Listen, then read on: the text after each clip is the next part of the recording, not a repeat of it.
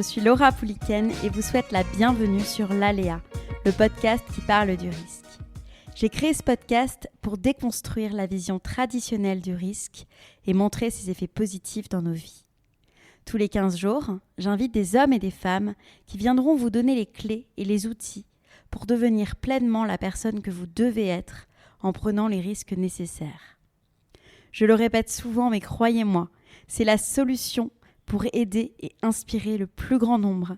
Si le podcast vous plaît, vous pouvez laisser un commentaire et 5 étoiles sur l'application Apple Podcast ou iTunes et ou partager les épisodes sur vos réseaux sociaux. Un grand merci d'avance. Petite news. Pour les passionnés de podcasts qui rêveraient de créer le leur, j'ai imaginé la formation dont j'aurais rêvé avant de me lancer. Dans cette formation, vous trouverez le nécessaire pour créer votre podcast et votre identité de marque. Le lien est dans les notes de l'épisode.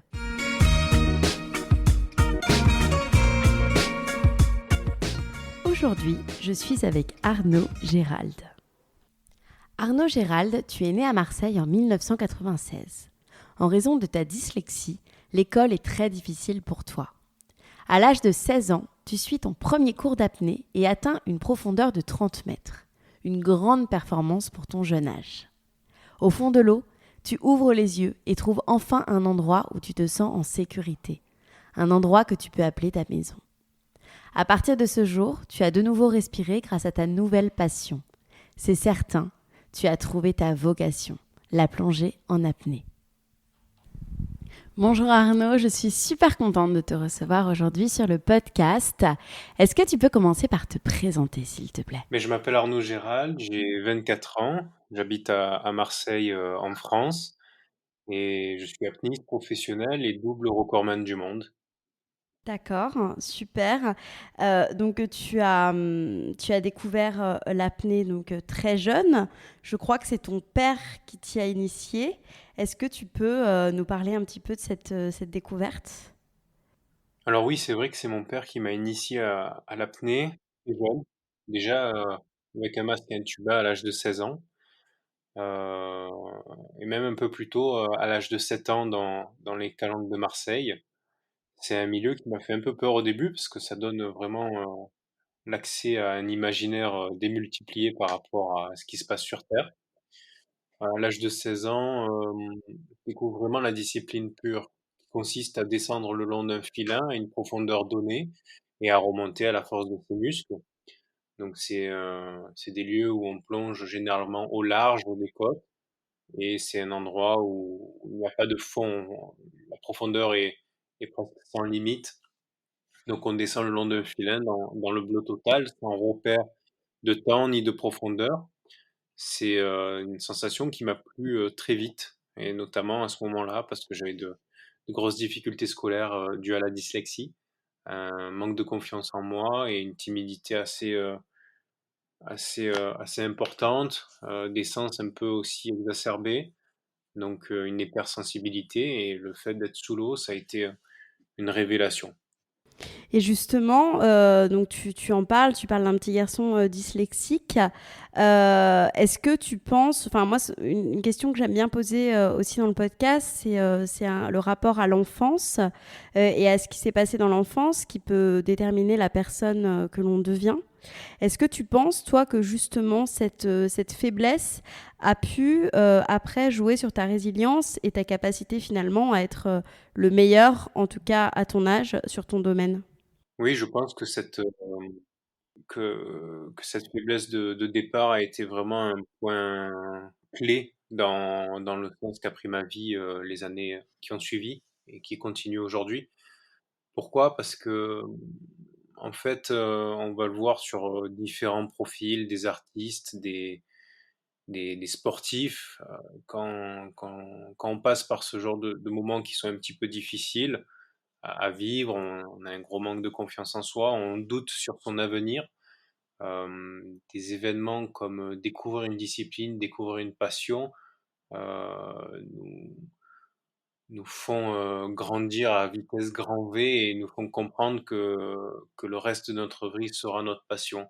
Donc on a un engagement qui devienne total envers notre discipline et qui bascule vraiment tout ce qui pourrait se mettre en travers de notre chemin, que ça soit une discipline peu connue comme la mienne, qui présente aussi des risques, ou même des disciplines qui sont un peu plus connues, mais qui présentent aussi un engagement assez important.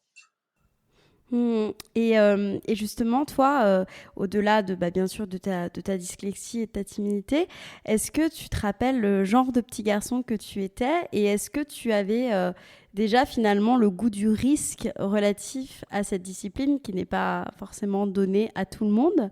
Euh, Oui, on peut dire ça. On peut dire ça. Petit, j'aimais bien partir à l'aventure, on va dire. On montait souvent les week-ends à la montagne avec mes parents, ou on partait à la mer dans le sud de la France. Et j'ai toujours eu ce goût d'aventure et pas forcément me concentrer sur le risque que je prenais à ce moment-là, sans vraiment me mettre en danger, mais voilà, je réfléchissais d'abord à l'aventure et le plaisir que j'allais prendre avant de me dire que j'allais prendre un risque ou pas. J'étais pas un enfant peureux malgré ma difficulté, ma timidité, mon manque de confiance en moi, mais dans ces moments-là, en fait, j'étais un petit garçon complètement épanoui. C'est plus dans le domaine scolaire que mes difficultés se ressentaient. D'accord, très bien. Et donc tu as continué donc ta petite vie en faisant donc de l'apnée. Est-ce qu'il y a des cours d'ailleurs d'apnée? Comment tu pratiquais quand tu étais petit en fait? Tu prenais des cours? Alors j'ai découvert l'apnée avec mon père, donc il m'a enseigné les premiers cours de base, on va dire, équilibrer les oreilles pour la pression, le fait d'y aller progressivement, donc il m'a vraiment initié à ça. Et puis ensuite, j'ai pu un peu aller dans différents clubs pour voir comment les apnéistes pratiquaient leur discipline. Alors il y en a qui étaient plus visés sur la compétition, d'autres plus sur le ressenti, et du coup j'ai pu me faire une démarche vraiment personnalisée, ce qui a été pour moi le point le plus culminant, le plus important de ma carrière, petite carrière, ça a été de faire vraiment ma passion avec ma vision. Donc ne pas recopier les autres ou bien ne pas suivre une voie qui n'était pas la mienne, donc un côté assez autodidacte, on va dire. Et, euh, et ça s'est fait un petit peu tout seul. J'ai découvert les profondeurs comme les 30 mètres, les 50 mètres et puis les 100 mètres, des chiffres un peu mythiques dans notre sport, assez vite, alors que tout le monde me disait, tu sais, l'apnée, c'est un sport de maturité. Aujourd'hui, les personnes qui font des records ont 30 à 40 ans.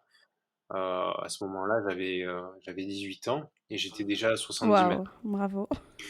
Donc ça a été entre j'essaye d'écouter un peu ce qu'on me dit et puis je me rends compte que ça s'applique pas forcément à moi. Et puis très vite, j'ai fait mes premiers records du monde, notamment celui de l'année dernière et celui de cette année, à un âge qui était pas du tout prédestiné à ce niveau-là de performance. Alors pourquoi ça s'explique? Ça s'explique parce que je pense que cette résilience avec la dyslexie a été une force énorme grâce à la sensibilité que j'ai envers mes émotions, envers mon corps. Il faut savoir ressentir sa limite à ce genre de profondeur et c'est pour ça qu'aujourd'hui je peux dire que je suis le seul apnéiste à ne pas avoir fait de syncope au bout de 2 records du monde et on continue comme ça. Et ensuite, c'est surtout, je voulais et je veux toujours basculer les clichés de mon sport et le faire grandir en construisant autour de moi une équipe vraiment professionnelle constituée de médecins hyperbares, de kinés, d'un préparateur physique. Ma famille joue un rôle très important dans cette aventure et en écoutant mes limites à chaque fois pour durer sur le long terme. Super. Et pour parler justement bah, de ton métier et de surtout du plaisir que tu as, parce que c'est vrai que pour quelqu'un qui connaît pas du tout, enfin moi personnellement, je ne tiens pas, je pense, 20 secondes en apnée. C'est vraiment un sport, si on peut appeler ça un sport, qui représente vraiment l'inconnu. Toi, qu'est-ce que tu aimes dedans? Alors, dans plusieurs interviews, tu parles de sensations, mais quelles sont ces sensations? On va dire que dans une plongée qui dure à peu près 3 minutes, chaque minute va représenter une journée d'émotion. Que ça soit la joie, que ça soit la tristesse, l'énervement. Et en fait, c'est tellement condensé, tellement puissant que du coup, ça me permet de répondre à quelques questions que je me posais à la surface, sur la personne que je suis et d'en découvrir encore plus sur moi-même. Voilà ce que je cherche à travers, ces plongées. Au passage, il y a vraiment, un côté compétitif qui s'installe automatiquement, hein, on va pas se le cacher. Une fois que j'atteins la profondeur de record du monde, ben je vais aussi, essayer de battre ce record parce que ça fait partie de la discipline, parce que ça me permet aussi d'avoir de plus en plus de poids dans mon discours pour parler de mon histoire. Et, mais le record n'est pas la finalité dans mes objectifs. D'accord, c'est plus en fait presque un processus en fait thérapeutique finalement, parce que c'est vraiment, comme tu dis, te connaître mieux. C'est impressionnant. Donc en fait, tu penses lors du moment où tu es sous l'eau, tu penses en fait finalement. Je pense énormément. C'est vrai qu'on a tendance à me voir au bord du bateau, très concentré, très calme, presque zen, alors que pas du tout. À l'intérieur de ma tête, ça va très très vite, et notamment sous l'eau. Euh, le cerveau pense 3 fois plus vite sous l'eau parce qu'il doit engranger des automatismes de survie en quelque sorte. Et le moindre truc qui pourrait arriver et qui contraindrait la plongée, il faut agir très très vite. Donc, dans notre sport, on n'a pas d'adrénaline, on va dire, mais par contre, on a un moment où on est vraiment conscient de chaque sensation qu'on ressent. Et puis, le corps est aussi en position d'automatisme. C'est des plongées que j'ai tellement répétées au fil des années que je peux laisser mon esprit euh, penser à des bons souvenirs, à une musique notamment qui me permet de garder le fil conducteur de cette plongée et profiter complètement de ce genre de profondeur qui paraissent un peu inaccessibles par Hmm, moment. c'est hyper intéressant. Et donc justement pour revenir sur ton record du monde, donc tu as quand même retenu ta respiration pendant plus de 3 minutes. Est-ce que toi, donc t'as un petit peu répondu, mais est-ce que c'était un objectif pour toi de participer à de telles compétitions? Alors finalement, la première fois où j'ai découvert cette discipline à 16 ans, je suis monté sur le bateau et je me suis dit: «Un jour tu seras apnéiste professionnel, un jour tu pourras être l'homme le plus profond de le tu pourras faire des records du monde et être au numéro un de ton sport». Pourquoi? Parce qu'aujourd'hui, pour moi, être numéro un de mon sport, ça représente aussi une découverte, dans ce que l'humain peut faire. Pas pour avoir le titre ou avoir un petit peu de gloriole, mais vraiment pour être un petit peu un pionnier à mon niveau. Ce que ça m'apporte aujourd'hui de participer à ces compétitions, c'est que c'est des moments très intenses, où on partage des moments extraordinaires avec les autres apnéistes qui font la compétition, mais aussi de se découvrir dans des moments de stress, de se découvrir dans des moments où il faut organiser une équipe autour de soi, comme on a pu le voir cette année dans un film qui est sorti sur moi qui s'appelle La sagesse des profondeurs, un 52 minutes, et ça représente plus une aventure humaine pour moi que juste un championnat du monde ou un record du monde. D'accord, super intéressant. Et d'ailleurs, on mettra justement ce documentaire. J'étais pas au courant. On le mettra dans les notes de l'épisode pour ceux qui veulent aller plus loin suite à ce podcast. Maintenant, j'aimerais en fait que tu nous parles, puisque voilà, j'imagine que cette discipline demande un grand entraînement. Est-ce que tu peux nous expliquer finalement comment tu t'entraînes, tu te prépares à un tel exploit? Est-ce qu'il y a des techniques? Donc, par exemple, on sait très bien que la visualisation, ça peut être vraiment utilisé par les sportifs de haut niveau. Est-ce qu'il y a des techniques pour se préparer aux conditions extrêmes? Est-ce que toi, tu as lu personnellement? Est-ce que tu t'es inspiré de lectures, de mentors? Voilà, est-ce que tu peux nous parler un petit peu de tout ça? Alors oui, il y a tout un entraînement que j'ai mis en place depuis très tôt sur la partie mentale et physique. On va dire que dans notre discipline, la partie mentale représente 80%. Heu, la partie visualisation est quelque chose que je pratique depuis le début. C'est vraiment un fil conducteur qui permet d'acquérir des automatismes hors de mes plongées, parce qu'il faut savoir qu'une plongée à ces profondeurs-là, j'arrive le matin sur le bateau, je fais ma profondeur et puis la journée est finie. Et après ça, je dois faire 3 jours de récupération sans plonger. Donc j'ai pas forcément, la tête sous l'eau tous les jours, donc la visualisation me permet de continuer à acquérir, de l'expérience. Ensuite, je m'entoure. Je m'entoure de ma famille, ce qui joue une part mentale énorme, et de professionnels. De professionnels comme des médecins hyperbares avec qui je fais des tests, chaque année pour contrôler si mon corps est prêt à descendre à ces profondeurs, si mon entraînement aussi, est dans une courbe, croissante, et ça me permet de gagner de la confiance en moi ou de travailler sur certains points qui pourraient pêcher.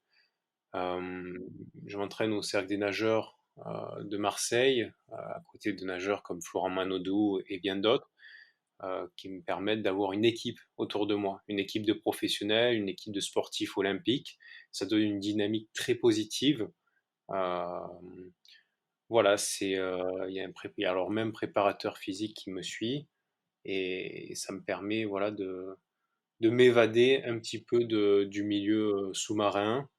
La pratique du VTT que je pratique depuis l'âge de 7 ans, beaucoup de VTT, j'adore la nature. C'est très, très bon pour les cuisses et l'acide lactique notamment qui a beaucoup dans ma discipline. Hem, j'ai un kiné qui me suit, il faut beaucoup d'étirements. Il faut que la cage thoracique et le diaphragme soient très souples, parce qu'il faut savoir qu'à 100 mètres, mes poumons font la taille d'une orange, donc il y a beaucoup de pression et il faut que mon corps puisse absorber et accepter cette pression. Voilà, et après voilà, c'est pour la partie sportive, et pour la partie entreprise, j'ai aussi une équipe qui me suit, donc c'est toute, une entreprise, j'ai envie de dire. Oui, parce qu'aujourd'hui, en fait, tu en vis depuis combien d'années? J'en vis depuis maintenant 2 ans, j'ai monté mon entreprise, ma SAS. Heu, Mes revenus, ils se constituent généralement de conférences que j'effectue, notamment sur le risque. C'est un sujet que j'affectionne beaucoup en entreprise. Ça permet d'avoir, une démarche que les employés peuvent, mettre en place les matins ou toute l'année pour aller travailler en toute sécurité. Mes partenaires aujourd'hui qui jouent un rôle important. Sur la partie fédérale, on n'a pas d'aide parce que ça reste, une petite fédération, mais ça me permet aussi d'avoir une grande liberté sur mes choix de carrière, et ensuite, je me concentre de plus en plus sur la réalisation de projets vidéo, notamment ma dernière vidéo qu'on peut voir sur mon Instagram qui s'appelle Below. C'est une vidéo qui a été réalisée l'année dernière à Tahiti, sous une vague, entre le corail et les vagues, donc c'est assez extrême, on va dire, mais ça donne une sorte de danse, Mmh. aquatique. L'apnée consiste à bloquer sa respiration. Bon, ça, je pense que c'est ce que tout le monde connaît, en fait. Bon, voilà, n'importe qui veut faire de l'apnée, il va bloquer sa respiration. Mais comment toi, enfin, alors je sais que c'est compliqué, surtout par le podcast, tu peux pas nous montrer, mais comment ça se passe concrètement pour que tu puisses rester aussi longtemps, en fait? Voilà, tu prends le maximum d'air, mais comment tu fais? C'est-à-dire, comment tu y arrives plus que quelqu'un d'autre, en fait, finalement? Comme j'ai commencé très tôt cette discipline, mes poumons se sont adaptés et aujourd'hui j'ai entre 7 et 8 litres, de capacité, alors que la normale est constituée entre 5 et 6 litres. Néanmoins, on peut tous, la capacité pulmonaire n'est pas vraiment importante, on va dire. Ça joue un rôle, mais c'est comme si une voiture pouvait, avoir, 300 litres d'essence au lieu de 20 litres. Si le moteur ne sait pas utiliser cette essence, ça ne sert à rien. Le moteur pour nous, c'est le cerveau, donc le mental. Comment je prends mon air? Je souffle un maximum d'air et ensuite je vais gonfler d'abord le bas du ventre, la partie abdominale, et ensuite le haut de la cage thoracique. Donc c'est en 2 temps. Il y a plusieurs techniques, plusieurs pratiques qui peuvent, aider à cette prise d'air, notamment le pranayama. Hem, Voilà, c'est très important, pour moi aujourd'hui d'avoir cette capacité à bien respirer pour mes apnées, mais aussi en dehors, dans la vie de tous les jours. Ça me permet aussi de calmer aussi, mon souffle pendant les efforts et puis de gérer la pression, peut-être avant des conférences ou avant des interviews avec, un exercice très simple qui s'appelle aussi la respiration carrée. J'inspire pendant 5 secondes, je retiens ma respiration pendant 5 secondes, je souffle pendant 5 secondes et je retiens 5 secondes. Donc cette respiration va permettre de réguler le rythme cardiaque et je trouve ça très intéressant, même avant de dormir, ça permet de s'endormir de suite. Mmh. Super. Et par rapport au risque, justement, qui est le sujet de ce podcast, est-ce que tu penses, toi, au risque lors de la préparation et comment, finalement, vous vous préparez, donc toi et tes entraîneurs, pour les éviter? Donc j'imagine que les différents risques, c'est l'évanouissement, mais peut-être qu'il y en a d'autres. Alors comment je alors je suis conscient du risque et c'est peut-être, l'une des choses un peu les plus rares qui arrivent dans mon sport. Les apnéistes en général veulent aussi détourner le regard du risque pour ne pas prendre conscience, de l'acte qu'ils sont en train de réaliser et de se concentrer sur le relâchement. Néanmoins, le risque prend une part un peu plus importante quand on choisit cette voie. Je préfère regarder le risque droit dans les yeux et de me dire: «Beh, si aujourd'hui tu as envie de plonger sur une plongée record du monde, il va falloir que tu équilibres la balance du risque. Donc je prends tel risque, mais en contrario, je mets tel équipe et tel moyen pour équilibrer et avoir une part de risque qui est minime». Ça veut dire engager un drone qui me permet de me voir au fond de l'eau quand j'arrive en bas, avoir une équipe assez conséquente autour de moi, à peu près, 15 personnes, avoir des médecins sur place, avoir des entraînements qui sont raccords avec mon annonce. Ça veut dire que c'est pas parce que j'ai fait 95 mètres qu'il va falloir que j'annonce 100 mètres d'un coup. Je vais aller à 96, 97 et y aller pas à pas. C'est avoir ma famille autour de moi qui me permet de garder toujours les pieds sur terre, malgré l'envie, de découvrir ces nouvelles profondeurs. Et aussi, c'est être franc avec soi-même et avec les autres. C'est une discipline où si on n'est pas prêt à aller à ce genre de profondeur, la mer nous brise en 2 littéralement. Le risque, c'est la syncope, donc la perte de connaissance à la surface.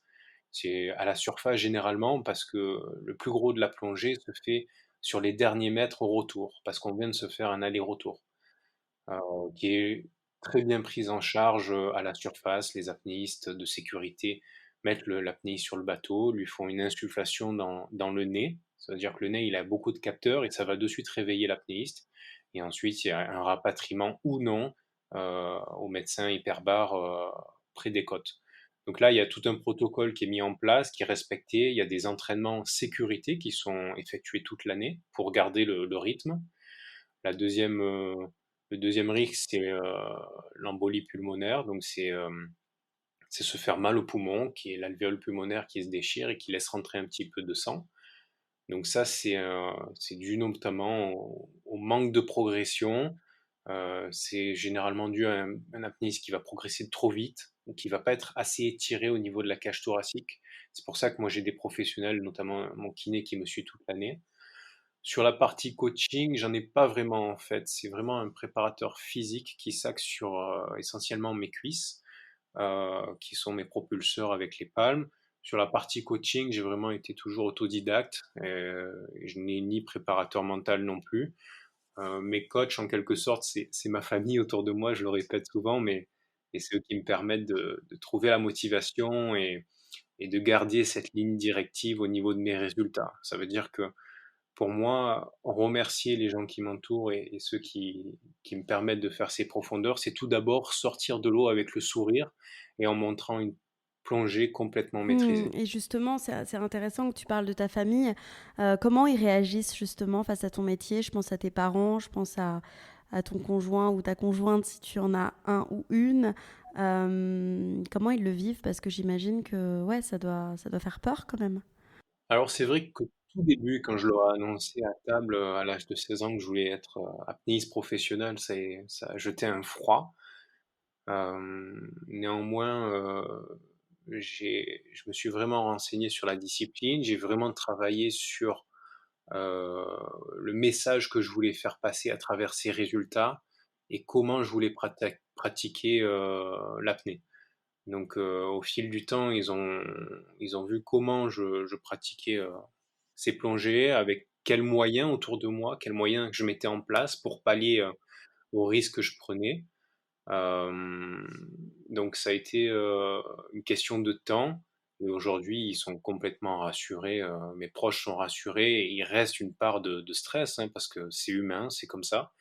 Mais en tout cas, eux, leur plus grande joie et la mienne aujourd'hui, c'est et quand je me lève le matin, je vis mon rêve. Et ça a pas de Bien prix. sûr. Est-ce que tu as déjà eu peur? J'ai déjà eu peur. C'était l'année dernière, lors de ma première tentative de record du monde, qui s'est très bien passée d'ailleurs. C'était une plongée assez profonde à ce moment-là, pour moi. Et au fond de l'eau, il y a un moment où je pars en free fall. Donc le free fall, c'est à partir de 30 mètres, mes poumons ils sont comprimés et l'air qu'il y a dedans ne me fait plus flotter. Donc je glisse comme une pierre. Je vais aller à peu près entre 6 et 7 km heure. Donc c'est assez rapide. Et je glisse jusqu'à la profondeur donnée. Et à ce moment-là, il y a, alors je sais pas vraiment ce que c'est encore aujourd'hui, mais il y a quelque chose qui m'a poussé au fond. Donc j'ai été un peu percuté par un dauphin, je pense, parce que c'était assez fort. Donc ça m'a désaxé de mon free fall, un peu comme dans un vol qu'on peut faire en l'air en wingsuit. Et puis j'ai dû me réaxer, repalmer un petit peu, toucher le fond, et à ce moment-là, le cerveau, il veut pas trop comprendre ce qui se passe. Je pense qu'il veut pas réaliser l'acte qui vient de se passer. Et puis je remonte à la surface, et puis je me mets sur la plateforme, et là, 30 secondes après, il y a des dauphins en face de moi qui faisaient des saltos. Donc ils ont dû me suivre et être attirés par cette forme qui glissait au fond. Ils ont peut-être voulu jouer avec moi. Sauf que moi, à ce moment-là, je n'ai pas de masque. Donc je vois pas ce qui se passe. Ça commence à devenir un petit peu noir. Ça s'est passé l'année dernière en mer Rouge. Donc ça a été une frayeur sur le coup. Et puis un moment magnifique, l'un des plus beaux après coup. Ouais, ça t'a pas empêché de recommencer et d'y retourner malgré ce petit incident. Non, parce que finalement, c'était assez. Je considère pas vraiment ça comme un incident. Ça m'a pas blessé, ça m'a pas stressé ou autre. Euh, Néanmoins, voilà, je sais qu'aujourd'hui, par exemple, il y a quelques années, je suis resté, il y a ma longe qui s'est un peu enroulée autour du câble à 100 mètres, et du coup, elle m'a freiné sur la remontée, et j'ai dû la détacher.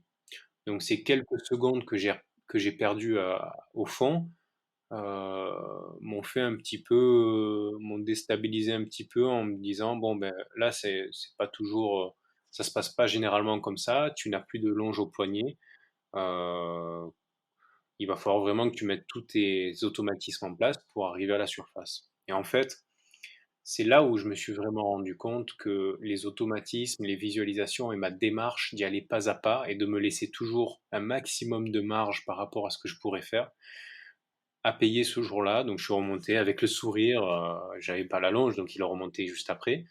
Mais en tout cas, très important de se donner de la marge, malgré le potentiel qu'on peut ressentir au fond de nous, et surtout le potentiel que les gens autour de nous ont envie de nous faire voir et ont envie de nous faire atteindre très vite, plus vite que la normale. Aujourd'hui, beaucoup n'osent pas prendre de risques par peur justement de l'inconnu, de sortir de sa zone de confort. Toi, est-ce que tu as des conseils et comment, toi, à titre personnel, tu gères cette incertitude? Cette incertitude, peut-être que je l'ai eu très tôt, tellement tôt que ça devient naturel aujourd'hui de sortir de ma zone de confort.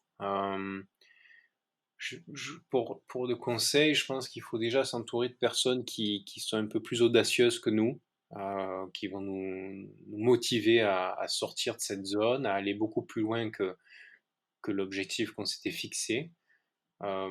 C'est y aller par la technique du pas à pas. réaliser des choses qui nous paraissent peut-être minimes pour nous et qui vont permettre de faire des grands projets plus tard. Ne pas faire les choses de façon qui tout double. C'est vraiment y aller petit à petit, ce qui va nous permettre de se découvrir dans ces moments-là un peu nouveaux.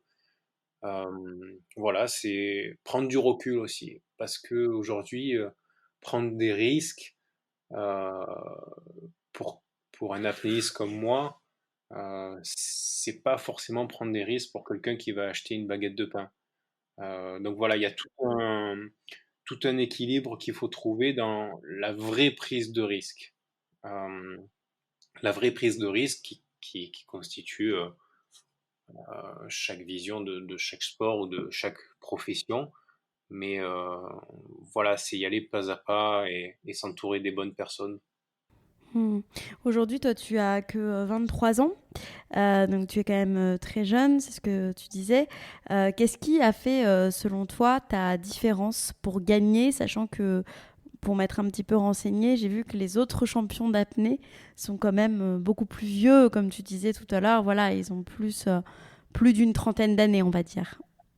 Je pense que ce qui a fait aujourd'hui mon niveau et ses records à l'âge que j'ai, très jeune hein, pour ce niveau, c'est qu'il y a une première motivation de faire différemment que mes pairs, dire avoir une démarche encore plus professionnelle, une démarche sur laquelle le chiffre n'est pas forcément important pour moi, ou le record n'est pas important pour moi, mais la manière de faire les choses dépasse tous les résultats qu'on peut avoir. Et du coup, ça m'a levé une pression de faire absolument des résultats ou d'avoir absolument la profondeur ou le record. Et tout est venu assez naturellement. Euh, la démarche mentale, voilà, de plonger pour se découvrir, pas forcément aller toucher un chiffre ou aller toucher une profondeur. Euh, et puis je pense que c'est surtout une démarche extrême, une vision extrême de ma vie, une vision extrême de comment je pratique et je vis tous les jours ma vie, qui ont fait la différence. Si je fais quelque chose, je le fais vraiment à 100%, sans concession. Donc ça, c'est pas forcément donné à tout le monde d'avoir autant d'implication et autant d'engagement dans un projet qui est pas forcément à 100%, qui est pas forcément prévisible de la réussite. Donc voilà, je pense qu'une démarche extrême avec une vision un peu hors des formats a fait qu'aujourd'hui je peux faire ce genre de Non, mais c'est résultats. super inspirant parce que, en fait, ça prouve que quand tu mets finalement toute l'implication, comme tu dis, et comme quand tu persévères, bah, finalement, ça marche et t'en es l'exemple même. Donc, je trouve ça super inspirant comme message. Avant de passer à des questions plus rapides que j'ai l'habitude toujours de poser en fin de podcast, j'ai une dernière question. Ça concerne tes prochains objectifs professionnels ou personnels par rapport à l'apnée. Les prochains objectifs professionnels, c'est déjà continuer à rester numéro un. Euh, Pas forcément courir après les records, ils viendront d'eux-mêmes, mais voilà, rester au top de ma forme et continuer à performer dans les années qui arrivent. J'ai l'avantage d'être assez jeune et je veux vraiment traverser l'histoire de mon sport en toute sérénité, avec de beaux résultats.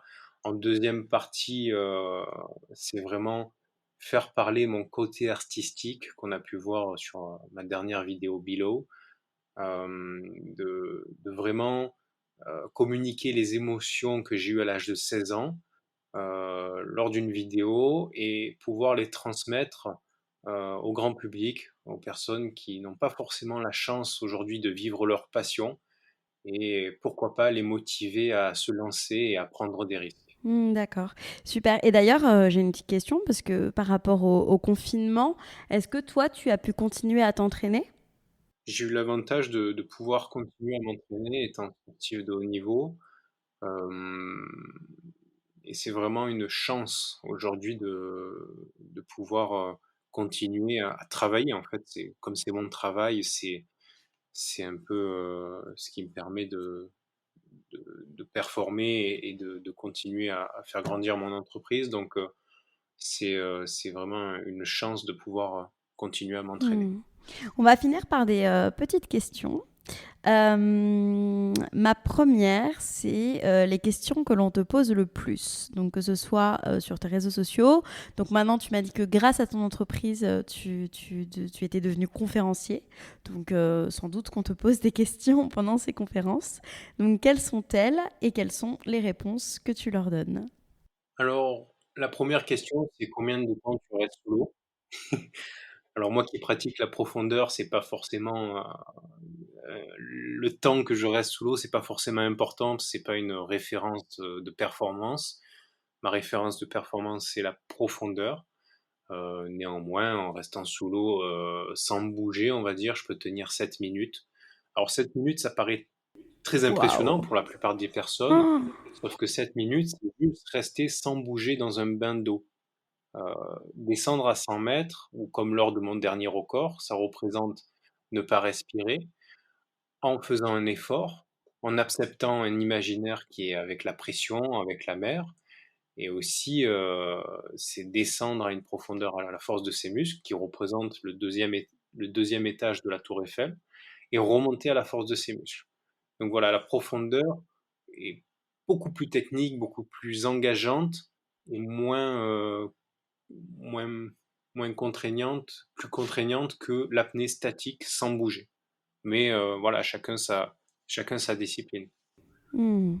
Ta plus grande peur, si tu en as? Ma plus grande peur, finalement, je l'ai eue très jeune, c'est d'avoir des regrets, en fait, de regretter quelque chose que j'aurais pas osé faire. C'est regretter de pas avoir vécu la vie ou de ne pas avoir tenté la vie que je rêve, heu, d'avoir. Donc ça, on peut dire que cette peur, je ne la vis plus parce que je suis en plein dans mon rêve et que je le réalise en toute sérénité.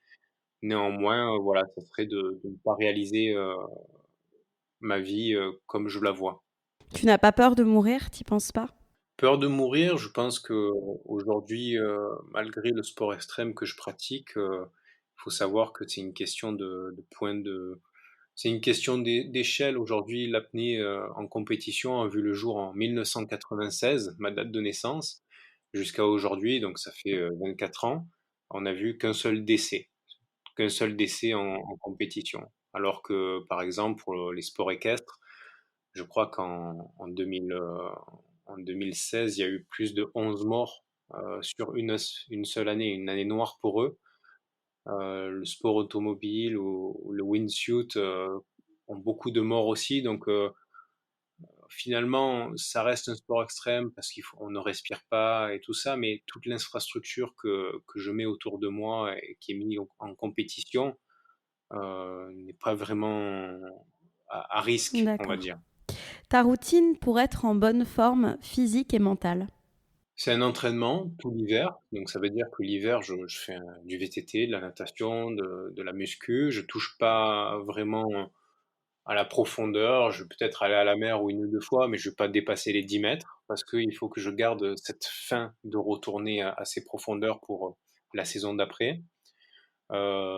Mental, c'est des repas en famille, de profiter des moments simples et voilà ce que j'aime aussi, dans la réalisation de ces objectifs de vie, c'est, on a une autre dimension des moments simples, en fait. Le plus beau moment après un record du monde, pour moi, c'est aller à table avec mes petits cousins, avec ma famille, avec mon filleul et juste profiter de ce moment-là. Donc ça, c'est la partie mentale qui me tient le plus à cœur. Hmm. Ta citation préférée? Il y a plus d'hommes qui sont allés dans l'espace que d'hommes qui sont allés à 100 mètres sans respirer. Ok, oui, c'est Ou vrai, bien c'est vrai. en faisant de l'apnée que j'ai commencé à respirer. Une des 2. Waouh. Ton ou tes mentors? J'ai pas vraiment eu de mentor. Même, petit, j'étais pas vraiment fan, en particulier d'une personne. Hem, je pense que la lecture m'a pas mal aidé aussi, notamment Les Conquérants de l'inutile, qui est un livre que j'apprécie beaucoup. Là, dernièrement, j'ai regardé le documentaire de Michael Jordan sur The Last Chance. Voilà, c'est plus une inspiration d'un mindset qui me permet d'arriver à apprendre de chacun, plus qu'un mentor tout seul qui me, qui me permettrait de performer aujourd'hui. Comme je suis assez autodidacte et que je vis vraiment ma passion, c'est pas un besoin que j'ai aujourd'hui. Ton plus grand rêve? Mais je le vis tous les jours. Je Quelle le vis tous les chance. jours. Et enfin, ma dernière question, qui est ma question rituelle du podcast. Quelle est ta définition du risque? Et selon toi, les risques nécessaires pour vivre pleinement? Ma définition du risque, le risque se matérialise entre ce que je connais et ce que je ne connais pas. Donc c'est vraiment aller de l'avant, pas à pas, et prendre même un minimum de risque. Le premier pas, c'est celui qui est le plus important, et ne pas aller dans n'importe quel chemin et être guidé par une personne, être guidé par une équipe ou des proches pour pouvoir prendre ces risques en toute sérénité. Merci beaucoup Arnaud. Merci beaucoup Laura.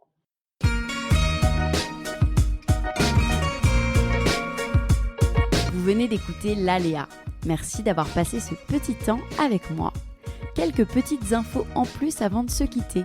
Vous pouvez suivre l'actualité du podcast sur mes comptes Twitter et Instagram, Lo from Paris, ou encore le compte lalea.podcast. À bientôt.